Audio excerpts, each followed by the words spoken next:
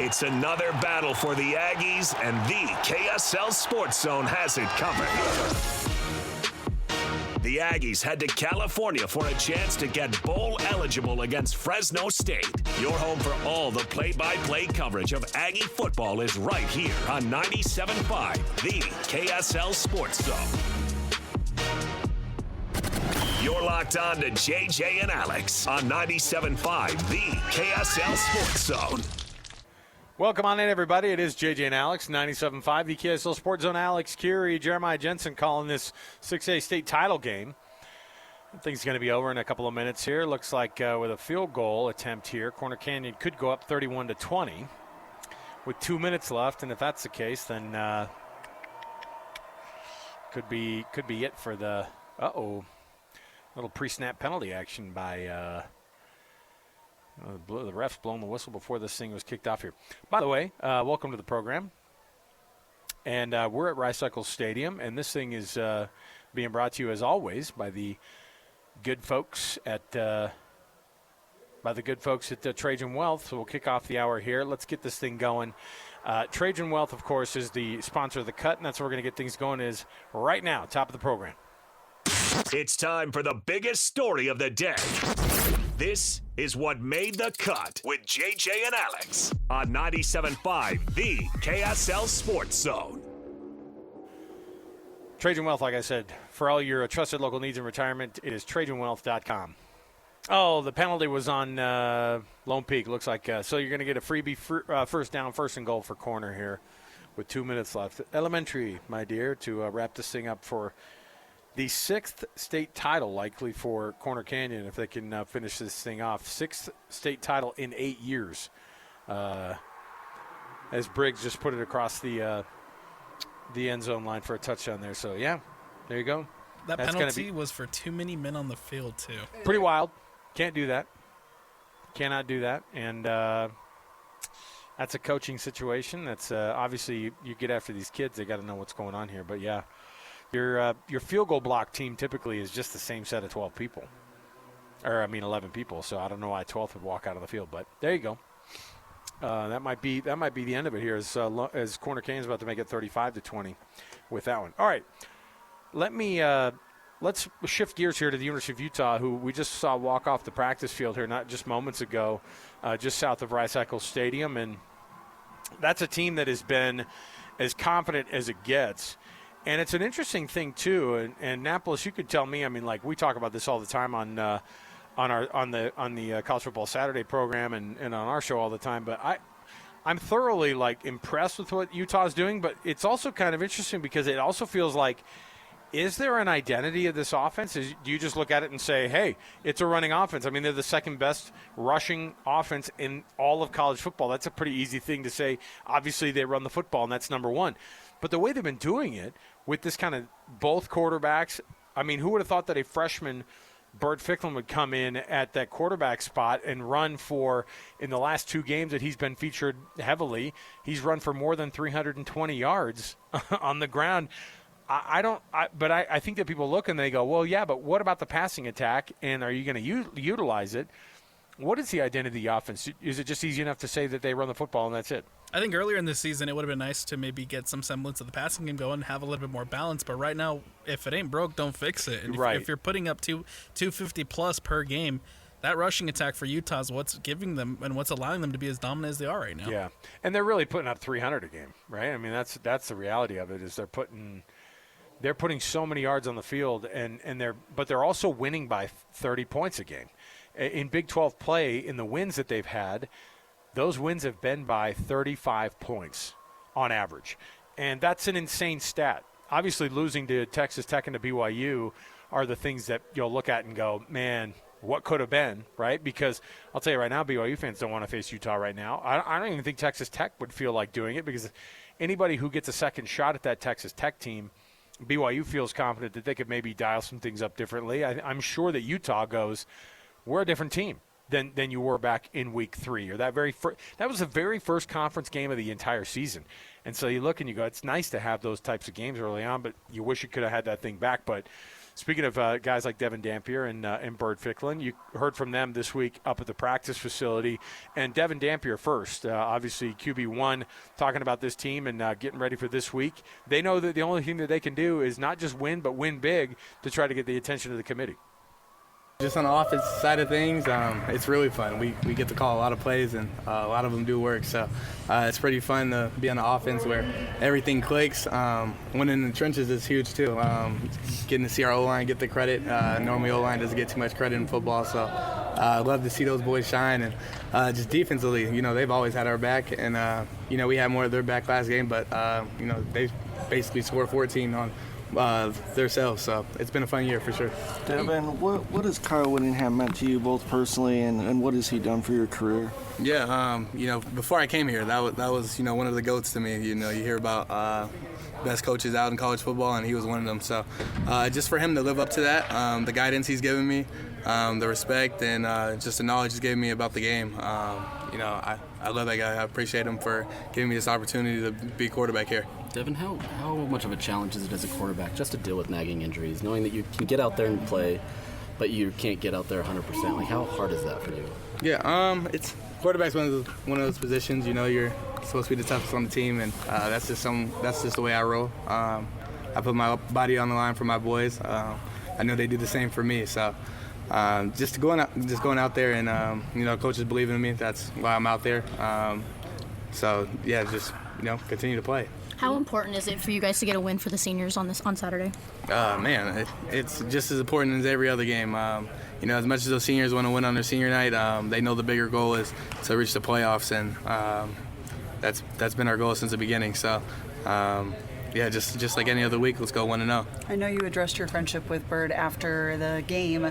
As someone who takes so much pride in running the ball, when you see him break free like that and almost like follow in your footsteps because he is a freshman and you guys are close, just what does that mean to you to see him do what you do too? Yeah, it's the best feeling ever. We wish nothing but success for each other, and man, I was on the field when he ran that first one. I was like, man, that's a play I normally get, so let me see him run it. And man, he looked like me, so I was like, okay, Byrd, I give you your respect. And man, just the second play, I mean, he made a play, that stiff arm and just outrunning defenders. Yeah, such a talented kid. So future's very bright for him. Dev, can you talk about the job Coach Beck has done in managing you two together? Like, it's kind of unique that you have two quarterbacks playing as much as you guys are. Just can you talk to Beck's job and what he's done to kind of instill that in you guys? Yeah, I think that's something very talented about Coach Beck. That's why he's keeps moving up the way he is. Finds a way to make things work with whoever's in the game, and he knows how to get his stars the ball. And when he finds those people that create positive things on the field, let's give them the ball. Let's put the best players on the field at once, and let's go score. So that's his mentality, and I think he does it the best there is. Do you feel like this team kind of really rallies around, like, it doesn't matter who gets the ball, as long as you guys continue to win? Like, is that truly part of this culture here? Yeah, I think that's the best thing about our locker room, honestly. Whether we run the ball more or pass the ball more, obviously one side doesn't get the touches they like, but just to be able to go in and, man, as long as we leave 1-0, that's what's most important to everyone. So just to come in here today, no complaints. Receivers very happy to block for our running backs and things like that. That was great to just be able to feel today. Last one. What's one more in Rice Eccles mean to you? It means a lot. Man, they've been there for us since the beginning. Keeps packing out the house. So, man, I'm expecting big things coming this weekend. It's a weird thing to have Devon Dampier be that QB1 and to have your backup quarterback being just as effective. Like, it's great. And so they've got this 1-2 punch, and they've got this friendship. It works out great. Byrd Ficklin, the freshman quarterback, talks a little bit about what some of that's looked like this year. He's had a tremendous year. This is a guy who is probably going to be, I think, right there with Bear Bachmeier in terms of being that freshman of the year. I think Bear, because by virtue of being that starter and having won so many of those freshman of the week honors and even player of the week honors to the Big 12, that might just be the nod for him because he's the one that's getting all the starts. But Byrd Ficklin has had a phenomenal season as a freshman, and he's only coming in limited roles, but that's how big of an athlete he is he's been helping the Utes win these games by a lot. He's been helping them break open the run game by, breaking that thing wide open. And here's what Byrd Ficklin said about that role that he's playing right now at QB2, but really a massive part of that run game. I'm having a lot of fun. It was something that I stepped in. I kind of came into the season looking to be, just that backup guy, be behind Dev, learn from Dev, do better from Dev. And from what's been happening, I've created a bigger role from that, taking advantage of every opportunity that I'm given, and I'm hoping to keep extending that and keep getting better. With all those things that you are capable of doing, what is it that you take pride in most? The biggest stat, winning the game. Always live by winners know how to win, and I feel like that's what we know how to do, and it's something that can keep us driven to keep going into the future. Byrd, what feels better, getting into the end zone or just a really bad stiff arm? Probably the stiff arm. It was probably the stiff arm. I was setting something else up, but the stiff arm, it was just out of instinct, just something I could do. Can you touch on kind of what Kyle Whittingham means to you, and then how he was involved in your first year here? Coach Witt, he's the main reason why I'm here. He recruited me personally. He called me while I was at dinner with my family. He called me himself and asked me to come on my visit and offered me the exact same day. He had never seen me in person. He didn't know how I played. He didn't know what type of baller I am. He just heard there's this kid from Muskogee, Oklahoma, and he was like, I'm going to take my chance, and he did, and it's been working out pretty well for him. You obviously, there's not a lot of programs that necessarily recruited you as a quarterback. How much does that mean to you that Utah did take that chance on you and they saw something that maybe others weren't able to see? It really means a lot. Like I said, Coach Witt, he took that chance, and I'm very blessed for him to do that. A lot of big-time programs wanted me at safety. They didn't want me at quarterback. They didn't think he was up to par to play with other quarterbacks against college defenses. They didn't think I was good enough as a player, as well as they didn't think I was smart enough on the field or on the board. And to be able to keep showcasing against coaches that thought I couldn't do it and keep getting better and better and showing that I can, it just means a lot. You committed while Utah didn't have an offensive coordinator. What was it like going through that process, committing to a program without an OC, and then when they hired Jason Beck, what were some of those initial conversations with him like? Like I said, just trust Coach Witt. He told me trust him. He's going to get somebody in here that will place the ball in the best players' hands. With Coach Beck, that's what he's been doing. I think he's been getting the ball to his best players on the field, and you can see from week in, week out that it's been working really well. Especially playing behind the O-line. Coach Beck knows how to do that. He knows how to put the best players behind the O-line for them to keep getting better throughout every week and to keep growing as a team. Byrd, your ability to turn into Flash on the football field, is that just something you've unlocked this year? I'd say if you looked at my 40 speeds, you wouldn't think I was that fast. But I'd say I live by game day speed, game time speed, and that's something I'll be able to showcase for years throughout my high school career to now. It's just like running like somebody's chasing you, and that's literally what it is, and I feel like I get faster from doing it. Here it is, the freshman quarterback, Byrd Ficklin. That guy is talented. And it's interesting, that story, too, about, like, coach coming out and just being like, hey, I'm just going to offer you here, man. Like, I'm just going to roll the dice on a kid from Muskogee, Oklahoma. That's crazy. Like, to have that type of confidence in, all right, look, I've seen some tape on you, great, but I'm just going to roll the dice because I think that our ability to be able to create something on the ground with a quarterback and then to be able to develop that throw game for him as well. Speaking of guys who I think have had phenomenal years as well, we knew he was going to be good, but that defense has been phenomenal for the Utes. John O'Hall, linebacker for Utah, he had some comments this week, some short comments about what they're doing on the defensive side of the ball and kind of what things have meant for them this year on the defense. Man, it feels amazing. Definitely doing it with the guys that's on my team. Amazing support system, and it's all to my teammates, man. I give all to my teammates. They really the one that helped me and guided me to get in this position, man. I'm so grateful. Now that you guys have these last two games, I mean, what's been the focus? I mean, obviously some things are out of your guys' control. Yeah. But just how do you kind of finish like this? The focus is this next game. If we do what we need to do, the puzzle pieces will fall in place, and we just got to focus on our next game. What sort of challenges does Kansas State present to you guys as a defense? Yeah, they're pretty good. They're a good team, man. We have a lot of respect for them guys. They run a lot of different formation. They got a good quarterback. They have good receivers, man. I'm excited for this week. What's about Trey Reynolds that people don't know? I mean, I know he's getting in a little bit more and getting to show that, but what is about him that kind of shows what he can be? Nah, Trey's a dog, man. He's a dog. He's big, he's strong, he's fast, man. He can really do everything, man. And he's a great guy too, man. I love him, and he's an amazing player. Senior day on Saturday. What's the mentality, getting the seniors and possibly some upperclassmen that might not come back?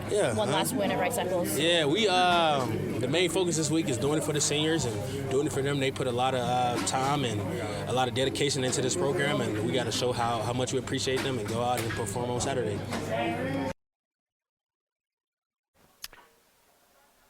John O'Hall, linebacker for Utah right there. This one just went final. It's official. State champions, Corner Canyon High School. Corner Canyon, their second three-peat in the last 8 seasons. So they're 6 of 8 in the last 8 state championships, and they were in the other 2 state championship games as well. So they have been to 8 straight state finals, and they've won 6 of them. This time over Lone Peak. I wonder how many of those Annapolis were over Lone Peak just in the last little while. Like, honestly, it's pretty crazy to think of how much these teams have been able to maintain this level of success. Like Eric Kerr, what do you make of that? Like, do they treat a guy like Eric Kerr like they do in Texas, where if you have a dynasty, then they go, you know what? Maybe you're the next Weber State coach. Like, is that the kind of thing? Does that happen here in the state of Utah? We've never really done that kind of thing before. I think somebody should be able to take a gamble on him, considering just everything that he's done the last couple of years. Right, knows how to recruit, man. I'll tell you what. Oh, absolutely. You talk about a guy who can kind of just pull any of the strings that he wants. You think about the big names that have come down to Corner Canyon. There were moments during this game where you had the Lone Peak student section. There were a couple of players that have played at Lone Peak before and now play for Corner Canyon, and so it was like traitor. I would love to see what that transfer portal looks like for Corner Canyon and for Lone Peak, frankly. I mean, you think about a lot of these teams that have made, big impacts, across the board in the state of Utah.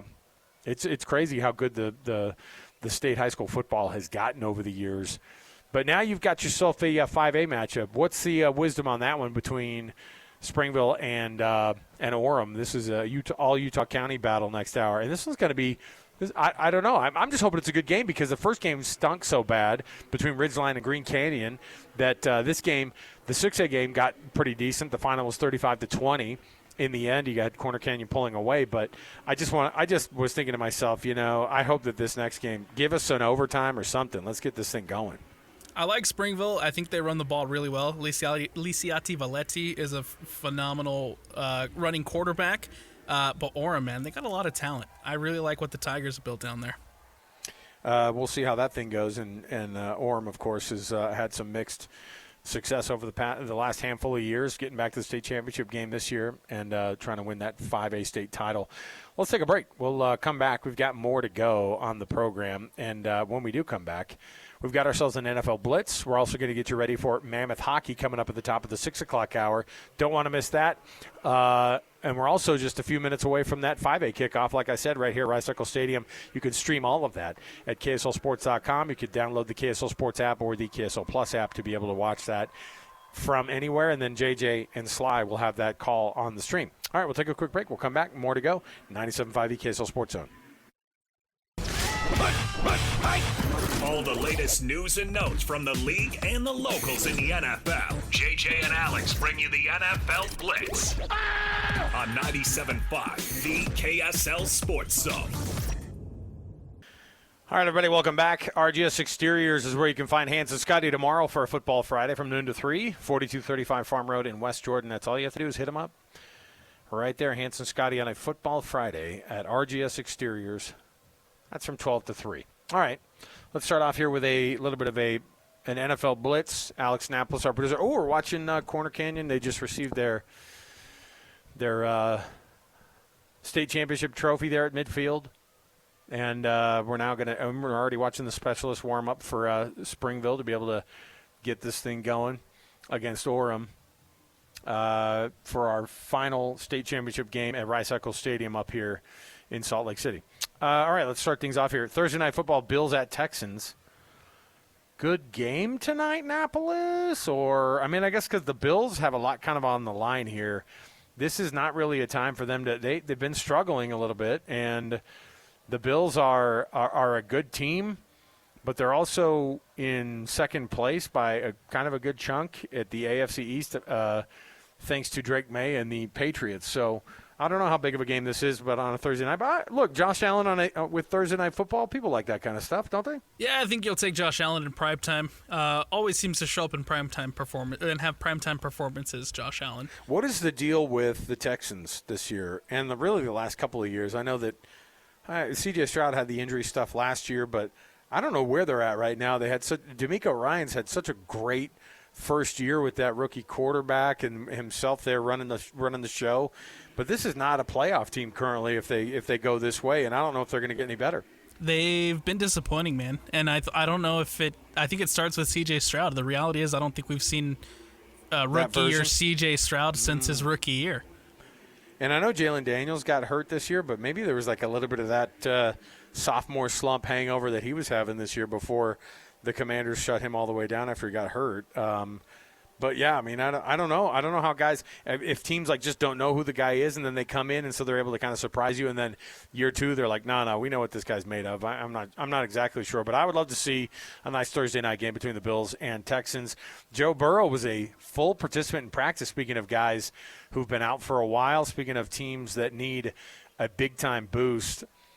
Joe Burrow, I mean, I don't know if coming back this year is going to do anything for the Bengals, but Joe Burrow being back is good for the NFL. He's one of those big-time quarterbacks, obviously. Good for the NFL, good for the view numbers, but I think it might be a little too late for the Bengals. Sitting at 3-7, you might have to see like another miracle that you saw the Bengals have last season, where they just barely missed out.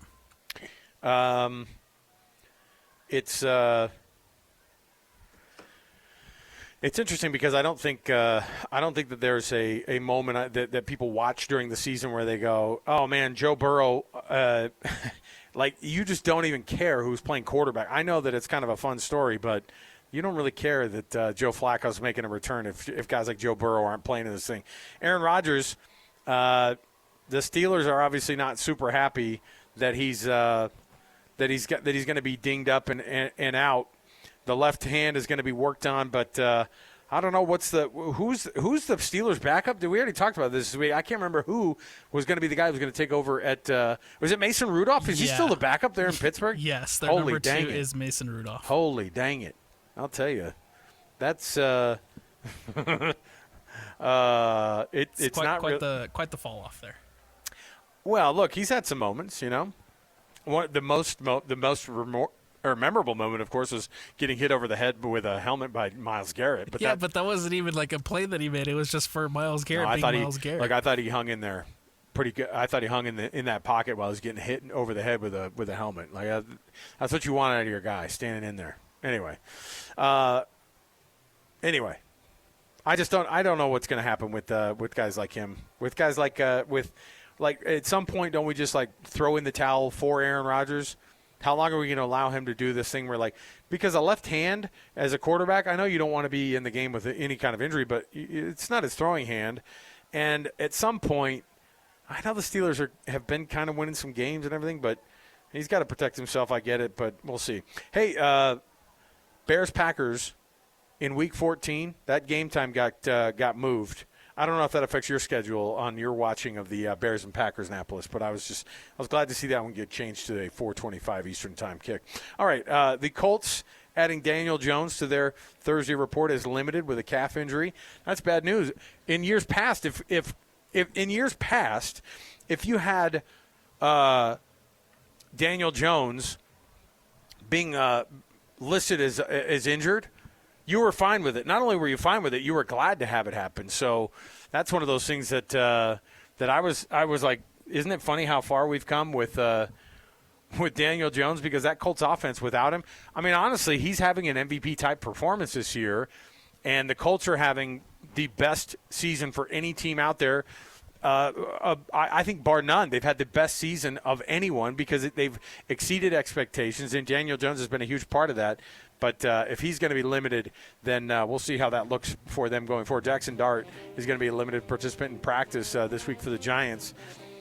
If you're the Giants, how patient are you with your situation? You just fired your coach, and so don't you just kind of look at it and go, hey, let's shut this guy down. Let's get Jameis Winston on this thing, and then let's and we'll move right past this and get right to it here. Oh my goodness, this is what we have in booth right now. I was just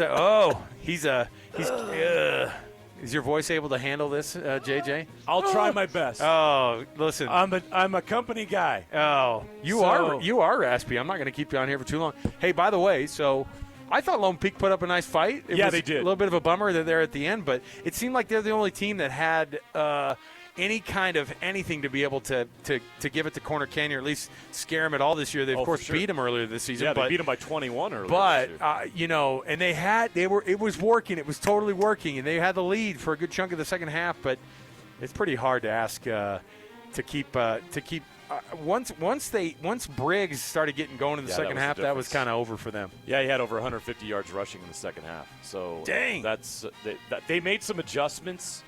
We watched it kind of develop. That offensive line for Corner Canyon really took over the game. Yeah, and won the line of scrimmage and opened up some holes for Briggs. And Lone Peak did a great job on Briggs in the first half.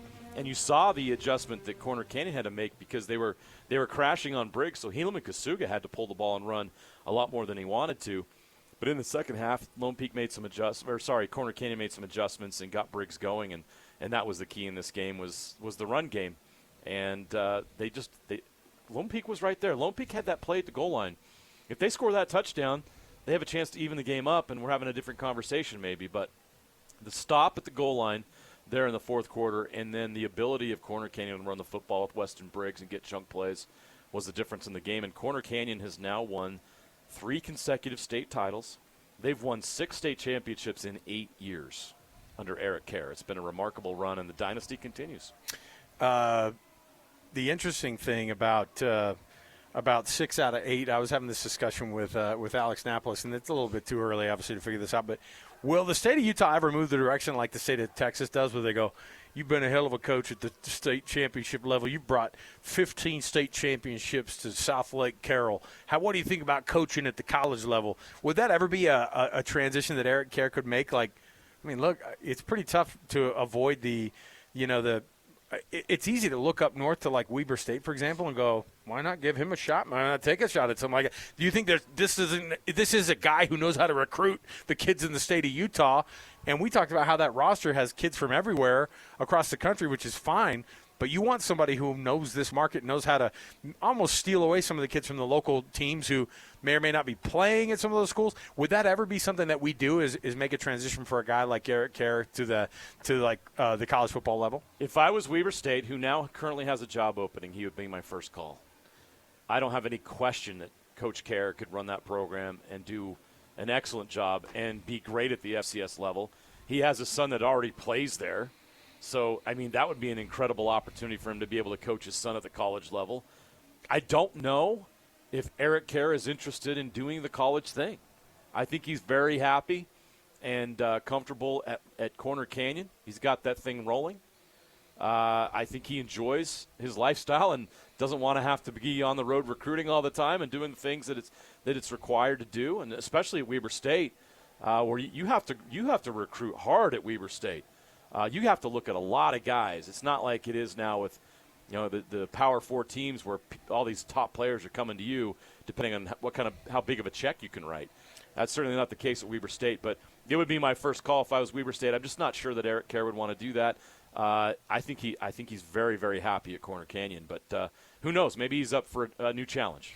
We'd be happy at Corner Canyon, but I think everybody would want to move to the next level, maybe get that paycheck that comes for coaching FCS football. It'll be a little bit better than I would think there would be from and a challenge. There's no question with the scheme and the brilliance he has, the player development. what quarterback wouldn't want to go play for him and develop and get better, especially at the FCS level, than go coach to play with Coach Eric Kerr? So I think Weber State should do it. I just don't know if the interest is on the other side. I'd have to ask him, and I don't know if he'd give an honest answer at this point. He's celebrating a state championship right now, and they're primed for more. I just wondered if that was like the next step that. It seems like it. That's not another step in high school for him. Well, that's what I was going to say, but it's also kind of almost a step for like Utah State high school football, where it's like, hey, the talent's getting big enough, and dynasties aren't just like, hey, a nice story for a high school coach to win a couple of state championships or a handful of state championships over a decade. Now they just go, hey, man, we need you at the college level. I mean, that's what other big states do, right? Your Floridas, your Californias, your Texas. Look how it's working at Texas Tech. Yeah. Joey McGuire, Cedar Hill is the high school that he coached for a long, long time and brought them to national prominence, and it was good enough to where they thought, well, let's roll the dice on him. But the Dodges are both coaches who I think which one was it? Was it Tom Dodge who coached at North Texas? It didn't work out, but he was that South Lake Carroll guy. His dad coached at Westlake, which is like another like historical, Nick Foles played there. Cade Klubnik played there. What's his name? Drew Brees played at Westlake. So this is like these are massive schools down in the state of Texas that hope that require you to be at a different level, and then you can kind of make that transition to the college game. So we'll see how that thing goes. All right, we'll wrap things up here next. We'll come right back. The Raiders are still hitting the advertising budget here at Rice Eccles Trying Stadium to win over this market, not going to happen. Not on our watch. Look at you two doofuses. Sam Farnsworth in the booth too, and you guys are both shaking your head like, "Oh, how dare they? I don't know why they would spend money to put." If they had Broncos, hey, this is Broncos country. Let's ride. That's what I was gonna say. If they had Broncos logos up there, be like, "I really like what they're doing," and you know what? It's no better team to really jump on country. Right. Let's ride. These guys are big. Makes perfect sense. These guys are big Broncos fans and big Subway sandwich fans, thanks to Russell Wilson. So. All right, we'll take a quick break. We'll come back. We'll wrap it up. We'll get you ready for the Utah Mammoth coming up around the corner. Stay right here, 97.5 EKSL Sports Zone. Wrapping up the hour with our picks for the best and worst moments on today's show. As JJ and Alex want to hear your best and worst of the day.